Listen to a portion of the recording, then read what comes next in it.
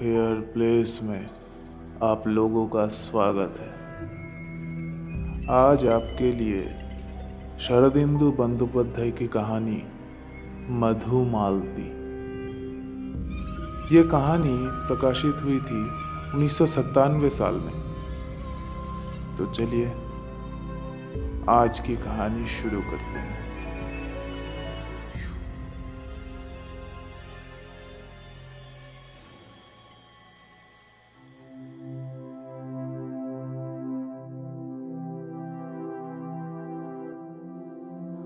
जो लोग महाराष्ट्र में रह चुके हैं उनको मालूम है कि मराठाओं को गाना पसंद है, फूल पसंद है और साइकिल चलाना पसंद है। पूना के गली गली में फूलों की दुकान, साइकिल की दुकान है।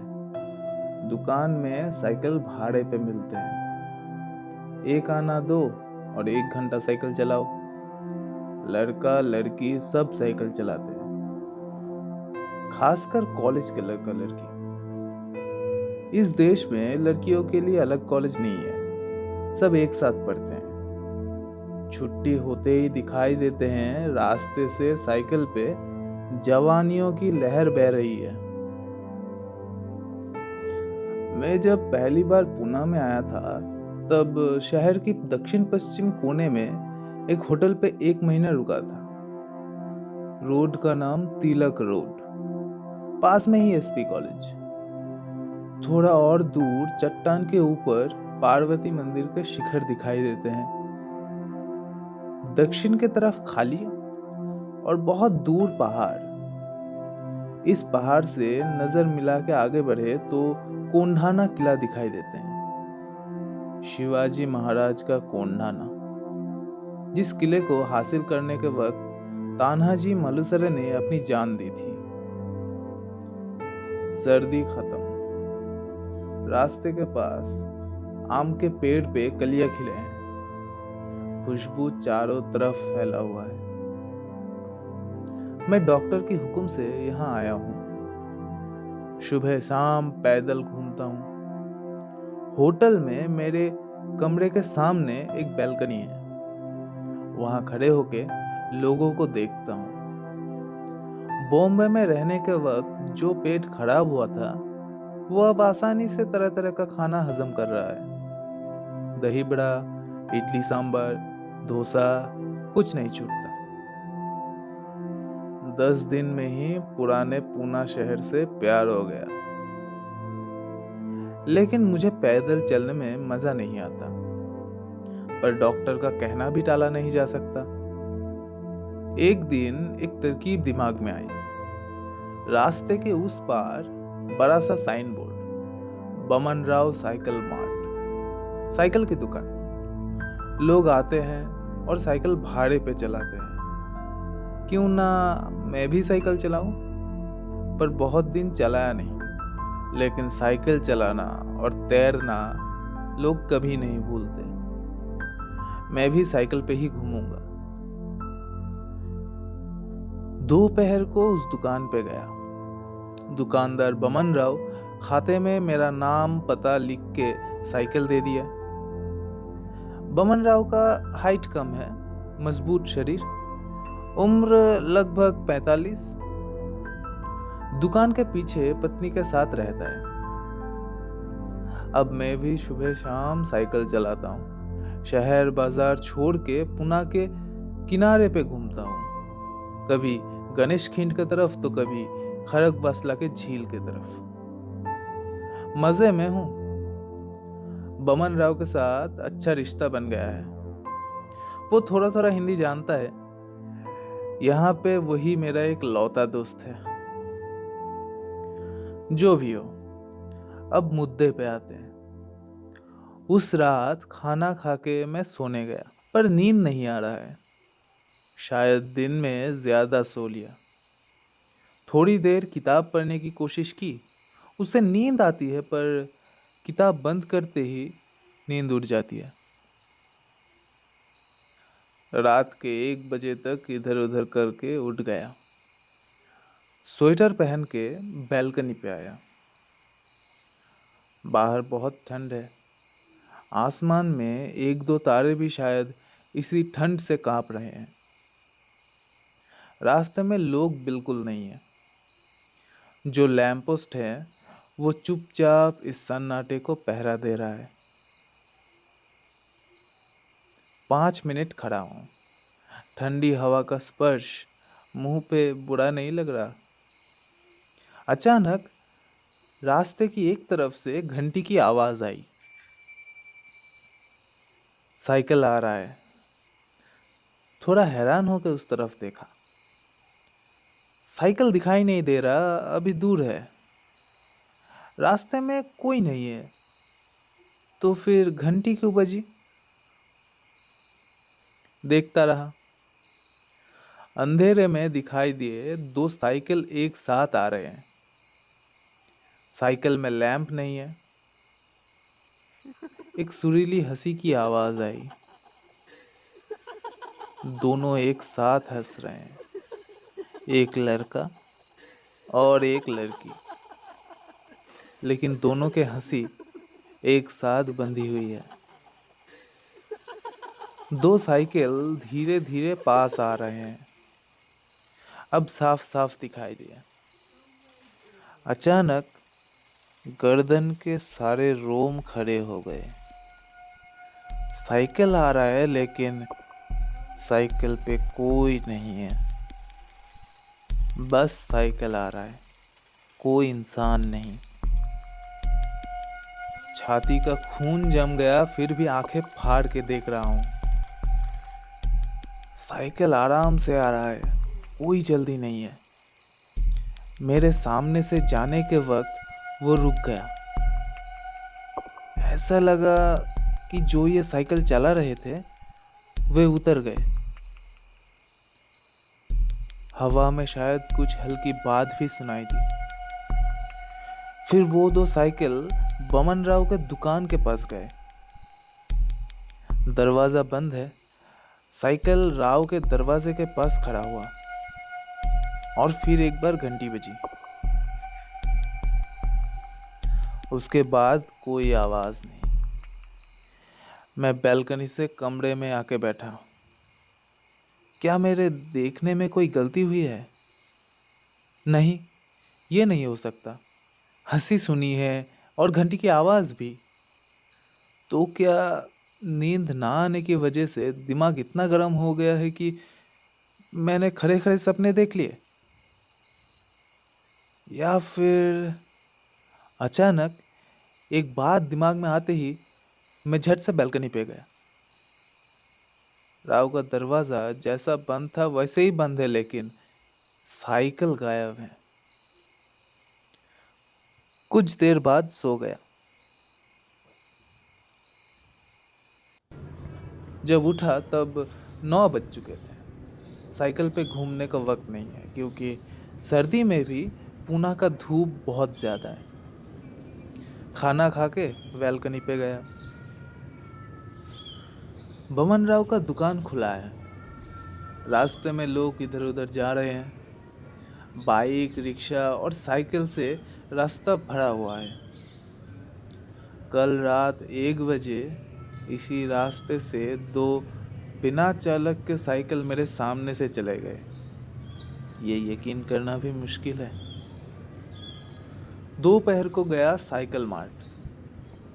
भीड़ थोड़ी कम है। बमन राव खाते में हिसाब कर रहा है।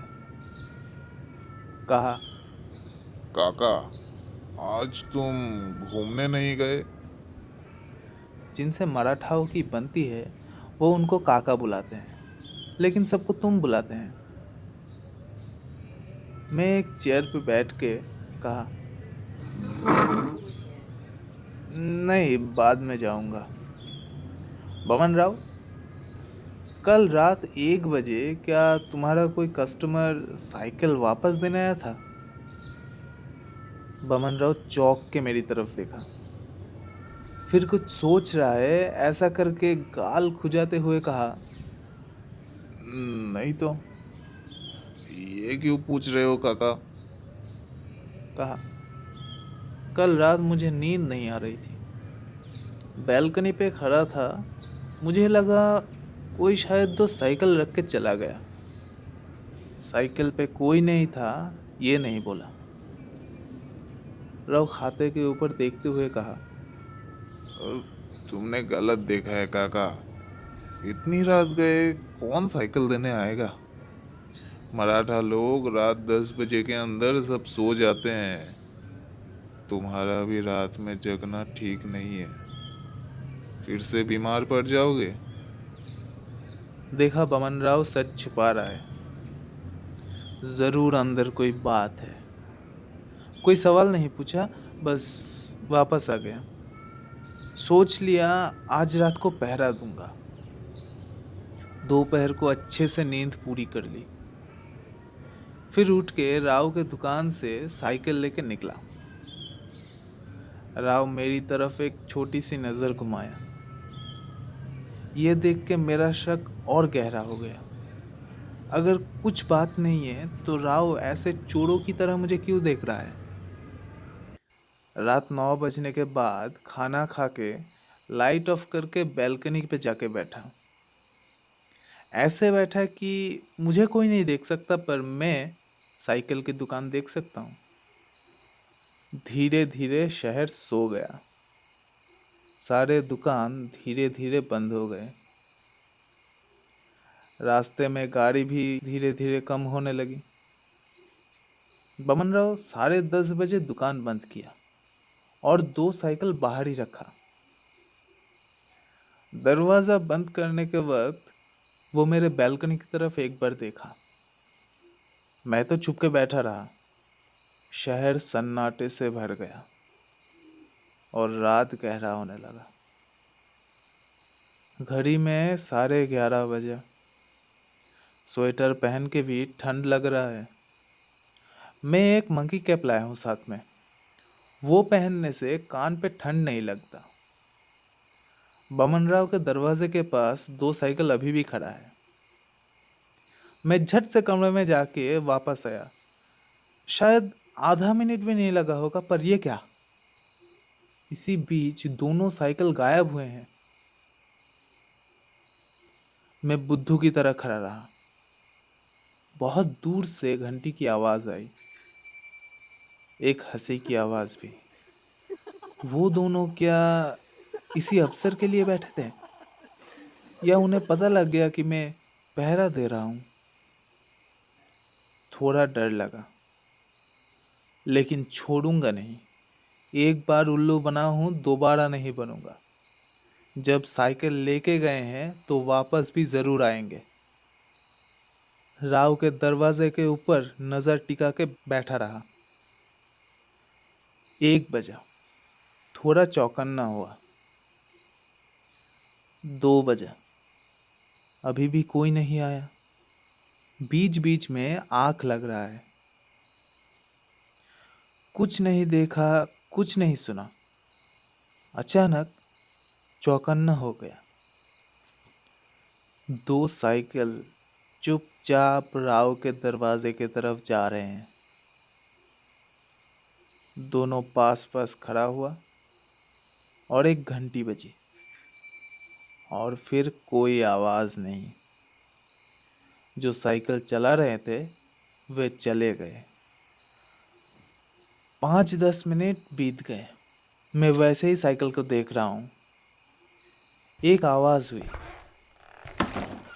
बमन राव बाहर आके झांक के इधर उधर देखा और एक एक करके दोनों साइकिल को अंदर ले गए। दरवाजा फिर से बंद हो गया। अगले दिन दोपहर को गया साइकिल मार्ट। राव अकेला था। बोला, बमन राव, कल रात मैंने सब देख लिया। राव के चेहरे से रंग उड़ गया। क्या देखा है काका। बोला, जितना आंखों से दिखते हैं उतना देखा। वे कौन है, मैं जानना चाहता हूँ। राव घबरा के बोले, काका, ये किसी से मत कहना। सब जान गए तो वे फिर नहीं आएंगे। वे बहुत शुभ हैं। अगर नहीं आए तो मेरा दुकान बंद हो जाएगा। ठीक है, नहीं बताऊंगा किसी को, पर मुझे सब जानना है। बमन राव कुछ देर सोचा, फिर ना चाहते हुए बोला, आज रात दुकान बंद करने के बाद तुम आना, तभी बताऊंगा। उस रात बमन राव की कहानी सुनी। कहानी में चौंकने वाली या नई बात कुछ नहीं है। वक्त के साथ साथ ऐसी घटना बहुत बार हुआ है। जवानी के आगे दिमाग घुटने टेक देते हैं। राव ने बोला, 3 साल पहले की बात है। तब मैं यहाँ नया नया दुकान लगाया है। साइकिल की दुकान के लिए ये जगह अच्छी है। पास में ही एसपी कॉलेज है। बहुत सारे लड़के लड़कियां वहाँ पढ़ते हैं। ज़्यादातर वही मेरा दुकान चालू रखा है। इतना तक बोल के राव रुका, ध्यान से कुछ सुना, फिर कहा, अ, थोड़ा रुको, मैं अभी आता हूँ। वो दरवाज़ा खोल के 2 साइकिल बाहर रख के वापस आ गया। एक लेडीज साइकिल और एक जेंट्स। बमन राव वापस आके बैठा। उसके पत्नी ने 2 कटोरी चाय रख के गई। एक मेरी तरफ दे के दूसरा गोदी में उठा के बोलना शुरू किया। एसपी कॉलेज में एक लड़का पढ़ता था। नाम था मधुकर। ऊंची क्लास में पढ़ता था। मैं जब उसको देखा तब उसका उम्र 21-22 होगा। बढ़िया चेहरा, लंबा शरीर और साफ रंग। मराठाओं में ऐसा दिखाई नहीं देते। अच्छा क्रिकेट भी खेलता था। मेरे दुकान लगाने के बाद मधु लगभग रोज ही आता था। उसका खुद का साइकिल नहीं था। पैदल कॉलेज आता था। कहीं घूमने जाना हो तो मुझसे साइकिल ले जाता था। बहुत लड़के आते हैं, पर मधु के चेहरे पे जो मिठास था और व्यवहार में ऐसा शांत बचकाना वैसे दिखाई नहीं देते।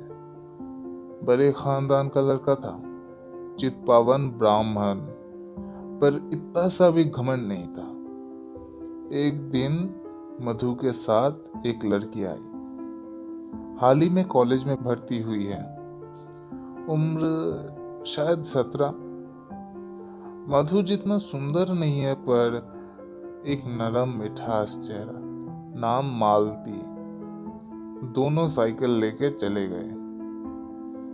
यहाँ लड़कियों पे पर्दा नहीं है, कभी नहीं था। उत्तर भारत की निर्दयता मराठा कभी स्वीकार नहीं की। हमारे लड़का लड़की एक साथ पढ़ते हैं, एक साथ खेलते हैं। यहाँ आंखें मिलते ही प्यार नहीं होता, पर जब सच में होता है तब वे माँ बाप को बोलते हैं, माँ बाप शादी करवा देते हैं। एक लड़का और एक लड़की को एक साथ घूमते हुए देख के कोई कुछ नहीं कहता। जो भी हो, मधु और मालती कभी कभी आते थे। साइकिल लेके घूमने जाते थे। पास में ही मैदान है, वहां सब बैठ के गप्पे लड़ाते हैं। फिर सब घर लौट जाते थे। राव फिर रुका, कुछ सुना, फिर बताया, वे साइकिल लेके गए। मैं भी दरवाजे से झांका, देखा सच में साइकिल गायब है। फिर राव ने बोला, जो भी हो, सुनो। एक दिन दूसरे एक दो लड़के से बात सुनी। मालती भी ऊंचे खानदान की लड़की है, लेकिन दोनों खानदानों में पुरानी दुश्मनी है। मतलब ये दुश्मनी पेशवाई से चला आ रहा है। तब रास्ते में दिखाई देते ही लड़ाई होती थी, अब मुंह घुमा के चले जाते हैं। वो लोग अगर जान पाए कि मधु और मालती एक साथ घूमते हैं तो कुरुक्षेत्र होगा। कुछ दिन बाद देखा मधु और मालती सावधान हुए हैं। एक साथ दुकान नहीं आते। शाम के बाद मधु आके 2 साइकिल ले जाता है। मालती शायद पास में ही छुपी रहती है। फिर वे घूमने जाते हैं। घर में शायद कुछ शक किया होगा। एक दिन रात 8:30 बजे वे साइकिल वापस देने आए। दोनों का मुंह तृप्त है। मालती एक बार मधु को देखी। वो नजर से समझा ये सिर्फ साधारण दोस्ती नहीं है। काका, मेरा उम्र हुआ है, प्यार मोहब्बत मैंने बहुत देखा है। दोनों के बीच में प्यार हुआ, फिर जब देखा कि शादी होने से रही तो 2-4 दिन रोना धोना, फिर धीरे धीरे सब ठीक हो जाते हैं। लेकिन ये वैसा नहीं है। मधु और मालती जान देंगे लेकिन एक दूसरे को नहीं छोड़ेंगे। अचानक एक दिन उनका आना जाना बंद हो गया। 10 दिन दोनों में से कोई नहीं आया। फिर एक दिन दोपहर को मधु आया। बोला, एक साइकिल दो, थोड़ा घूम के आता हूं। देखा उसका चेहरा सूख गया, रूखे बाल, जैसे बहुत दिनों से नहाया नहीं, खाया नहीं। मैंने कहा, बस एक ही साइकिल? उसने कहा, मालती को वो लोग कॉलेज से छुड़वा लिए, घर में बंद करके रखा है। मधु कुछ देर मुट्ठी बंद करके खड़ा रहा, फिर चला गया। साइकिल भी नहीं लिया। 3 दिन बाद बारिश हो रहा था। पुणे में बारिश जोर से नहीं होता, टिप टिप बारिश होते हैं। ठंड भी है। मेरे दुकान पे ग्राहक 9 बजे के अंदर आना बंद हो गया। 9:30 को मैं दुकान बंद करके सोने जा रहा हूँ, दरवाजे पे आवाज आई।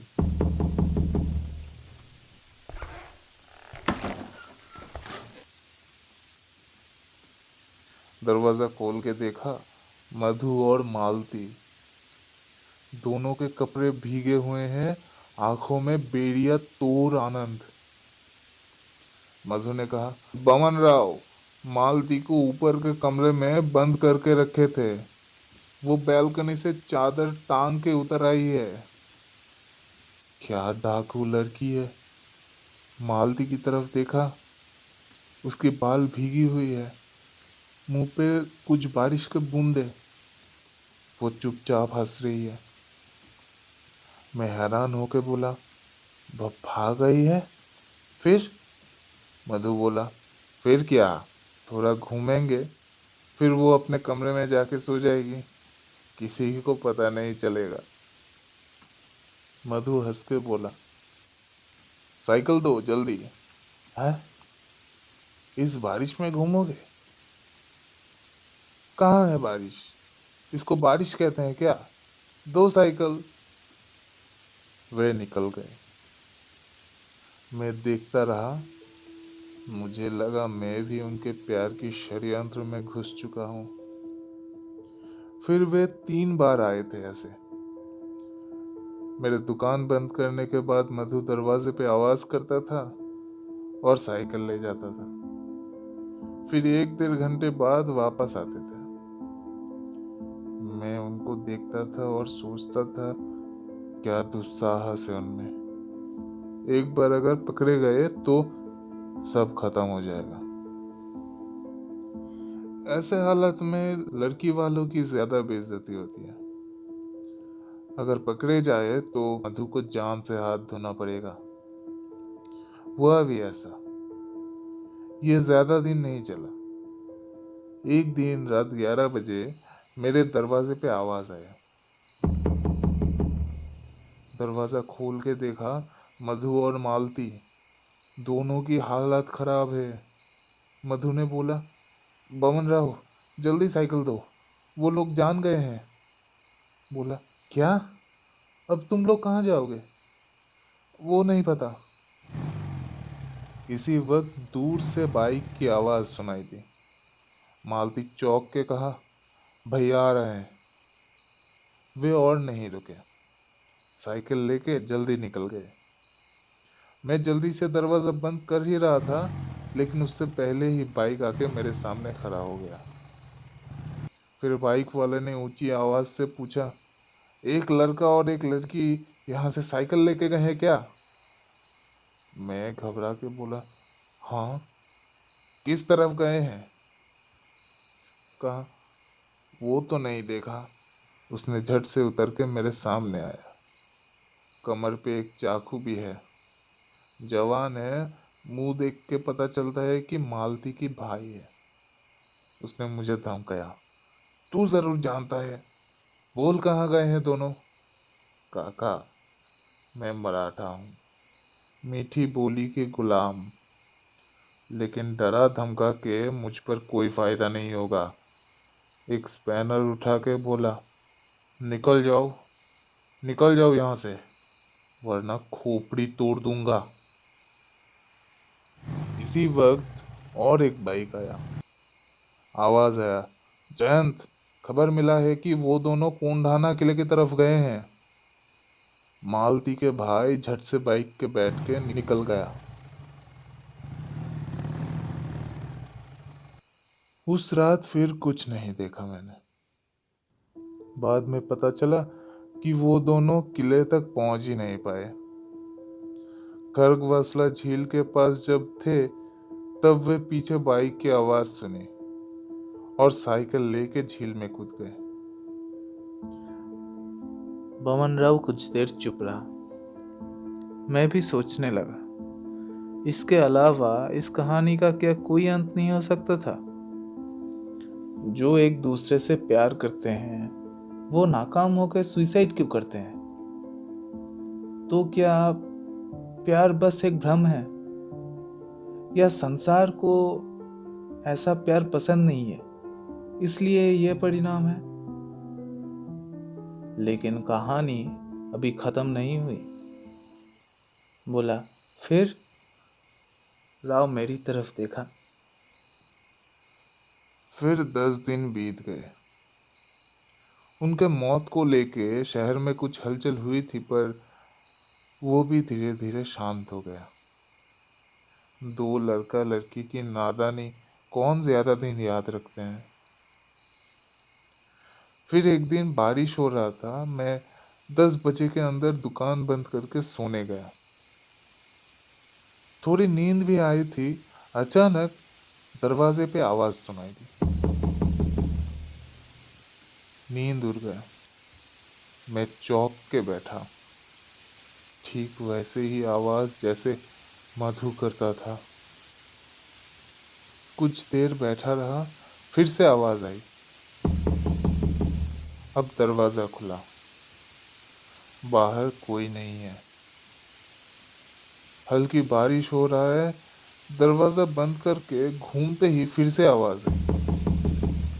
फिर से दरवाजा खुला, कोई नहीं है। थोड़ा डर लगा। ऐसे 4-5 बार होने के बाद समझ गया वे आए हैं, साइकिल चाहते हैं। 2 साइकिल बाहर रख के दरवाजा बंद कर दिया। फिर कोई आवाज नहीं हुई। 10 मिनट बाद बाहर झांका तो देखा साइकिल गायब है। 1 घंटे बाद घंटी की आवाज सुनाई दी। दरवाजा खुला, साइकिल वापस आ गए हैं। तब से लेके लगभग रोज ऐसे ही हो रहा है। तुमने देख लिया है, तुमसे नहीं छुपाना। मैं और मेरी पत्नी जानती है इस बारे में। वे बहुत शुभ हैं। 2 दिन ना आए तो मेरा दुकान नहीं चलता। काका, तुम किसी को मत बताना। नहीं बताऊंगा। मैं उठ गया। इसी वक्त बाहर घंटी की आवाज सुनाई दी। मैं बमन राव की तरफ देखा। वो जाके दरवाजा खोल दिया। मैंने देखा 2 साइकिल चुपचाप दरवाजे के पास खड़े हैं।